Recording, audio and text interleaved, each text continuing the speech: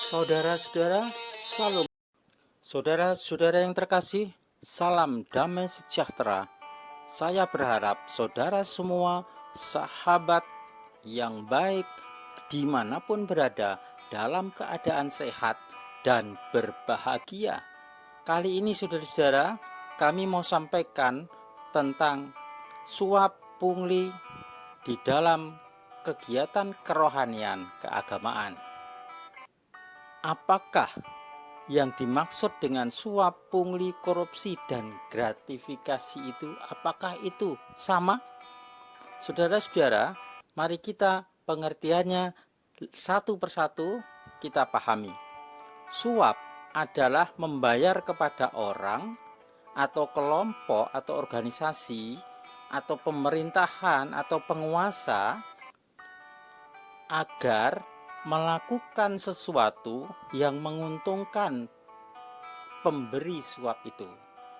Biasanya suap dilakukan oleh orang-orang kaya, orang-orang yang banyak duit, orang-orang yang berkecimpung dalam usaha-usaha yang bisa menghasilkan uang yang banyak.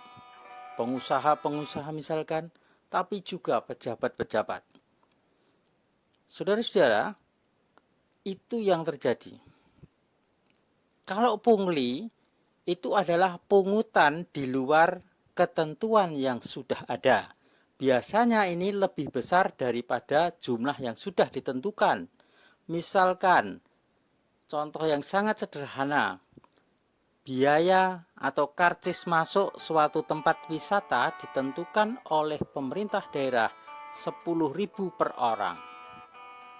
Tapi dalam prakteknya, petugas di loket itu menarik per orang 15.000. Jadi ini namanya pungli, pungutan liar. Perbedaannya Rp5.000 lebih besar dari ketentuan. Korupsi adalah tindakan penyelewengan keuangan negara atau keuangan perusahaan atau keuangan organisasi. Ini biasanya dilakukan orang-orang yang punya kepentingan. Seorang penguasa memimpin. Kemudian gratifikasi adalah uang hadiah kepada pejabat atau penguasa atau orang yang telah berjasa bagi orang yang memberi, uang itu, yang telah menguntungkan karena dirinya. Misalkan usahanya sudah berhasil karena dulunya ada izin dari penguasa, maka dia memberi hadiah kepada penguasa itu. Ya, itu namanya gratifikasi.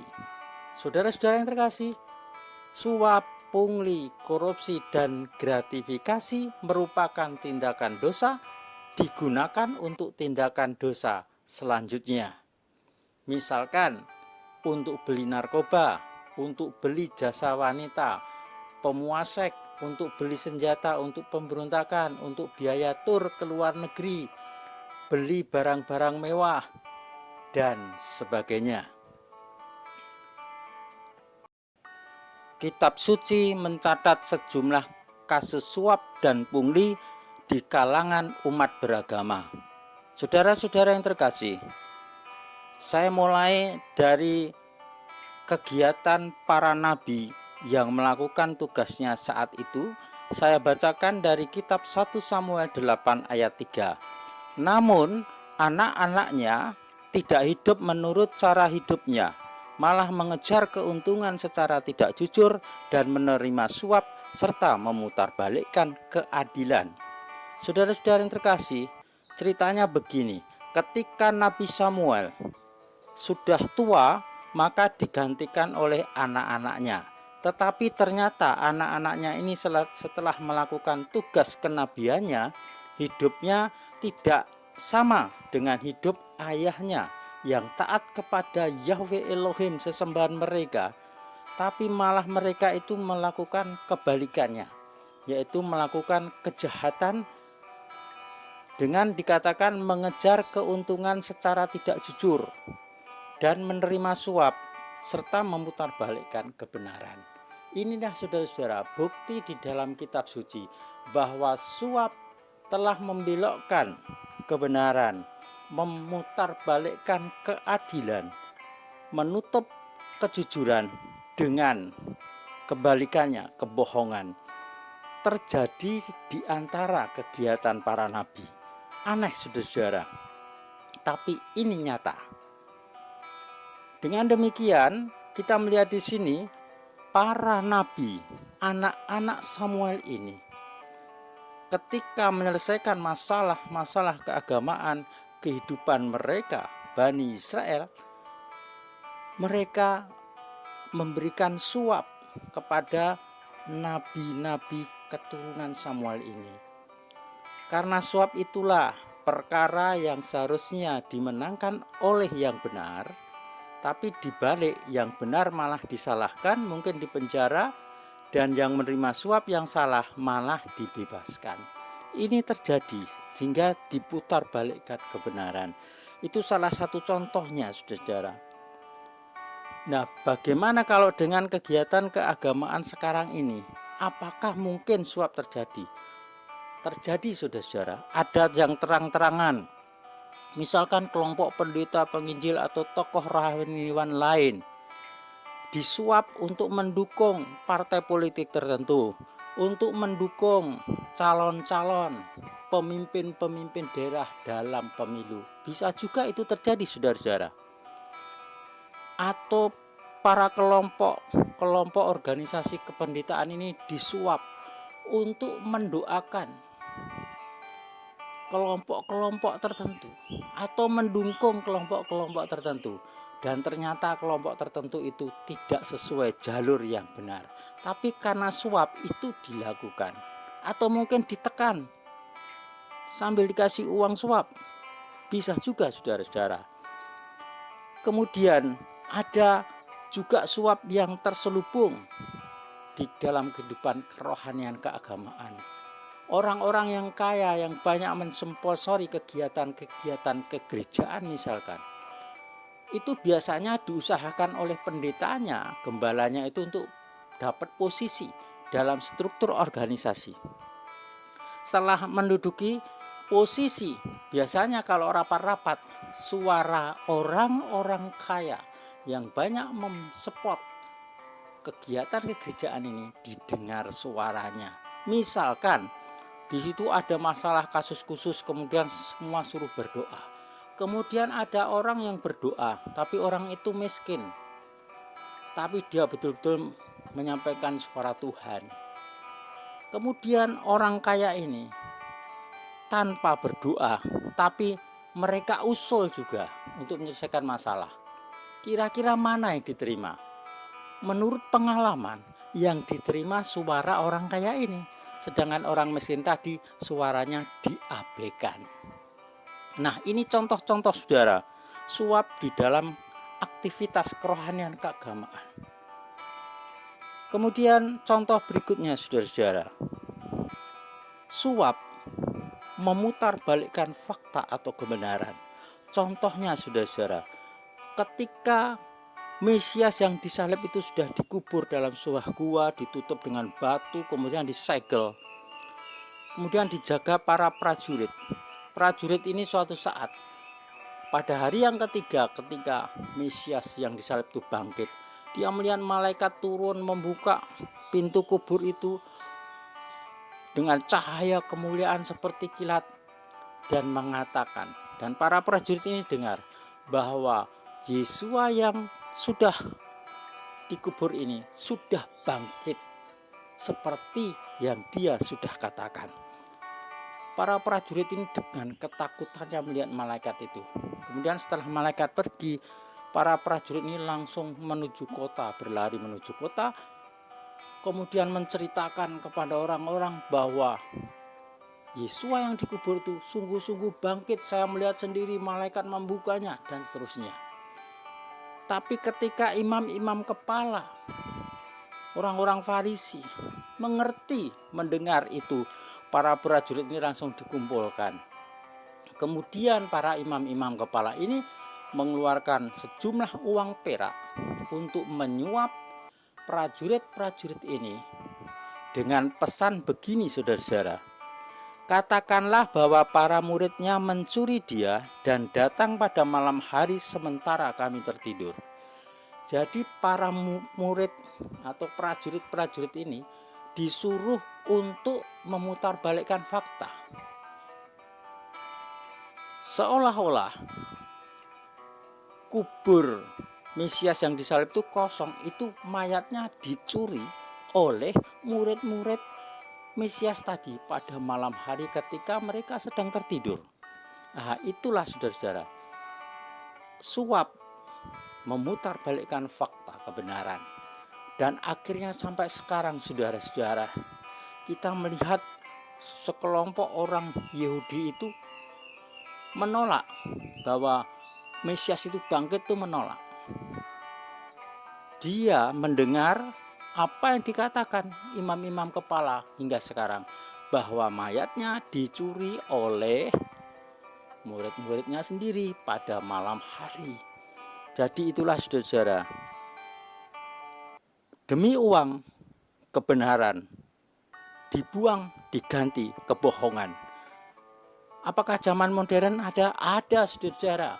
Demi uang muncullah berita-berita hoax, konten-konten hoax dibuat di media sosial, melibatkan orang-orang seolah-olah orang ahli di laboratorium atau memakai pakaian profesi, kemudian menyampaikan konten hoax, dan satu orang menyampaikan bisa mempengaruhi penduduk bumi. Fakta yang benar diputar balikkan. Itulah munculnya konten-konten hoax sejak zaman dulu sudah ada, karena ada suap. Jadi di sini saudara, uang itu, uang suap itu lintas agama, lintas ras, lintas suku, lintas bangsa dan bahasa. Semua demi uang bisa membalikkan satu fakta kebenaran. Dan yang ditonjolkan ketidakbenaran, keadilan diabaikan, diganti ketidakadilan. Berikutnya saudara-saudara, ketika ada orang-orang setelah mendengar berita keselamatan dari Yohanan Pembaptis, orang-orang datang, termasuk prajurit-prajurit itu datang kepada Yohanan mengatakan, apa yang harus kami perbuat? Di dalam Lukas 3 ayat 14 mengatakan, Yohanan pesan begini kepada prajurit yang mau baptis air itu. Jangan lagi memeras atau menyampaikan tuduhan palsu, melainkan hendaklah kamu dicukupi dengan gajimu. Ini menunjukkan apa saudara? Pada masa itu, prajurit-prajurit sudah ada budaya menyampaikan tuduhan palsu atau memeras, supaya apa? Dia dapat narik uang dari yang diperas atau dituduh palsu itu. Tapi ketika baptis, maka itu harus dihentikan. Cukuplah engkau dengan gajimu. Ini masuk suap atau pungli saudara? Pungli, yaitu pungutan liar. Kemudian contoh lagi saudara, di dalam Lukas 3 ayat 13, ketika para pemungut cukai, tukang pajak ini datang pada Yohanan minta dibaptis, Yohanan katakan, jangan lagi menagih lebih banyak daripada yang telah diperintahkan kepadamu. Jadi pemungut cukai, pemungut pajak ini sudah tradisi saat itu menarik pajak di luar yang sudah ditetapkan. Pajaknya harusnya 100.000, dia tarik 150.000. Jadi ini saudara-saudara, pungli namanya, pungutan liar. Dan ketika baptis mereka harus bertobat dari itu. Jadi saudara menunjukkan di kalangan pemerintahan, di kalangan keagamaan, sosial, suap dan pungli seolah-olah sudah membudaya. Mana yang dapat kesempatan dulu, itu melancarkan itu. Saudara-saudara, tapi apakah ada seorang nabi yang tetap kokoh pendiriannya, tidak mau disuap? Ada saudara-saudara. Saudara bisa baca secara lengkap di dalam Bilangan ya, pasal 22. Saudara bisa lihat di situ bagaimana Raja Balak sampai 3 kali menyuap Nabi Bileam supaya mengutuki Bani Israel yang sangat banyak itu. Tetapi saudara kalau baca di situ, Bileam sampai 3 kali disuap dengan uang, emas, rumah yang sangat besar dan semakin bertambah. Suap pertama gagal, suap kedua dinaikkan, suap ketiga bahkan dinaikkan lagi. Tetapi Nabi Bileam ini luar biasa sudah. Setiap suruh mengutuk, dia datang kepada Yahweh Elohim sesembahannya dulu, memberikan korban, kemudian mendengar suara Yahweh. Setelah itu dia mengatakan kepada Balaam, apapun yang dikatakan Yahweh Elohim Tuhan saya, sesembahan saya, itu yang saya sampaikan. Saya tidak bisa mengatakan lebih. Akhirnya sampai 3 kali saudara. Yang dikatakan Yahweh Elohim sesembahan Nabi Bileam, ini yang diucapkan Nabi Bileam. Sehingga bukan kata-kata kutuk, tapi kata-kata berkat. Oleh karena itu sampai tingkat yang ketiga, ketika Nabi Bileam menolak mengutuk tapi malah memberkati sesuai firman Yahweh, sampai Raja Balak memukul Nabi Bileam ini. Nah inilah saudara-saudara. Jadi tidak semua orang bisa masuk dalam jerat suap, pungli, korupsi, dan gratifikasi. Ada yang masih tulus, ada masih setia kepada Tuhannya. Oleh sebab itu saudara-saudara, marilah kita mengerti di sini bahwa suap, pungli, korupsi, gratifikasi membelokkan jalan lurus, memutarbalikkan keadilan, kemudian menunjukkan sikap ketidakjujuran, yang ada adalah kebohongan. Oleh sebab itu, kalau Tuhan berpesan berdoa dan berjaga-jagalah supaya kamu tidak jatuh dalam pencobaan, inilah salah satunya menghadapi suap, pungli, korupsi, dan gratifikasi. Itulah saudara-saudara yang dinyatakan kitab suci bahwa di dalam keagamaan ada suap, pungli, korupsi, dan gratifikasi. Biarlah ini menjadi berkat yang terutama bagi kita. Sanggupkah kita mentaati Tuhan, firman Tuhan, atau tergelincir demi uang kita jatuh dalam dosa? Pilih, dan Tuhan menantikan jawaban itu. Bapa Yahweh memberkati, menuntun saudara ke jalannya, dan saudara dituntunnya kepada kesempurnaan hidup. Saudara diberkati dimanapun, kapanpun, sukses besar, sehat senantiasa, umur panjang, dalam nama Yesus HaMasyiah.